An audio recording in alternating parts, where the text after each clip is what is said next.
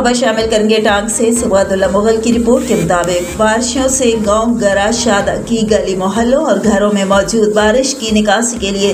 Village secretary ने जिला इंतजामिया और दीगर मुख्तलिफ हलकों को बार बार तहरीरी तौर पर आगाह किया कि अगर फौरी तौर पर पानी की निकासी को यकीन न बनाया गया और मज़ीद बारिशें हुई तो हमारे गाँव की हालत भी गाँव पाई से मुख्तलिफ ना होगी।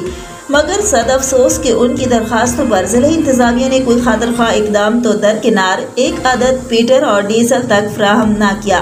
और बिलाखिर कल शब से अभी तक की मुसलसल तूफानी बारिश ने कई गरीब लोगों और उनके अहलो अयाल के सरों से छतें छीन ली। गरीब लोग सुबह 5 बजे से अपनी मदद के तहत अपने बाल बच्चों और दीगर ज़रूरी सामान को पड़ोसियों के घरों में मुंतकिल करते रहे और अब बरसती बारिश में खुले आसमान तले अल्लाह ताला की तरफ से गैबी मदद और मसीहा के मुंतज़िर खड़े हैं। अहलियान गाँव गरा शादा एक मरतबा फिर बिलखुसूस जिला इंतजामिया और बिलउमूम दीगर फलाही तंजीमों व सोशल मीडिया प्लेटफॉर्म्स मालकान से दरख्वास्त गुजार हैं कि मुसीबत और मुश्किल की इस घड़ी में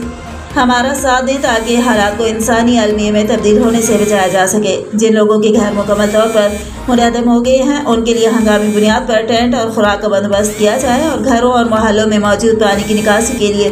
फिलफौर फीडर्स और डीजल फराहम किया जाए ताकि मज़ीद लोगों को जानी और माली नुकसान से बचाया जा सके।